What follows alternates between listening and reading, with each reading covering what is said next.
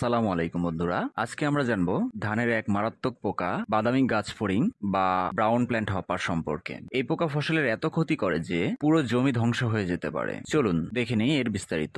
এই বাদামি গাছ ফড়িং গুলো সাধারণত গাছের গোড়ার অংশে বসে রস চুষে খায়। এর ফলে গাছ দুর্বল হয়ে পড়ে এবং পাতা হলদে হয়ে শুকিয়ে যায়। অনেক সময় জমির কিছু অংশ হঠাৎ করেই শুকিয়ে যায়। একে বলা হয় হপার বার্ন। ধানের জমিতে বাদামি রঙের লাফিয়ে চলা ছোট ছোট পোকাগুলোই হলো বাদামি গাছ ফড়িং। এরা সাধারণত গাছের গোড়ায় দল বেঁধে বসে থাকে। ধানের জমিতে হঠাৎ গাছ শুকিয়ে গেলে বা ফলন না হলে বুঝবেন বাদামি গাছ ফড়িং এর আক্রমণ হয়েছে। এই বাদামি গাছ ফড়িং গুলো সাধারণত বর্ষাকালে বেশি হয়, যখন জমিতে পানি জমে থাকে বেশি। এছাড়া অতিরিক্ত ইউরিয়া সার ব্যবহার করলে গাছ বেশি নরম হয়ে যায়, তখন এই পোকা সহজে আক্রমণ করতে পারে। ধান গাছে বাদামি গাছ ফড়িং এর প্রকোপ দেখা দিলে সাধারণত তিনটি পদ্ধতিতে এর প্রতিকার ঘটানো সম্ভব: জৈব পদ্ধতি, রাসায়নিক পদ্ধতি এবং সার ব্যবস্থাপনা ঠিক রাখার মাধ্যমে। জৈব পদ্ধতিতে প্রতিকারের ক্ষেত্রে নিম বীজ ভিজিয়ে স্প্রে করলে ভালো কাজে দেয়। এছাড়া আলোক ফাঁদ ব্যবহার করা যেতে পারে।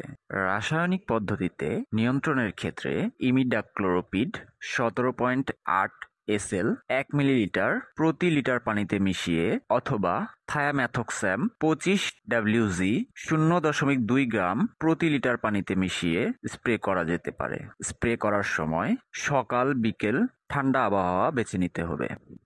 এছাড়া সার ব্যবস্থাপনা সঠিক রাখার মাধ্যমে বাদামি গাছ ফড়িং নিয়ন্ত্রণ করা সম্ভব। ইউরিয়া কমিয়ে পটাশ বাড়াতে হবে।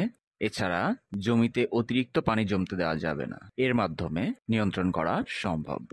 তো বন্ধুরা, আজকের মতো এতটুকুই।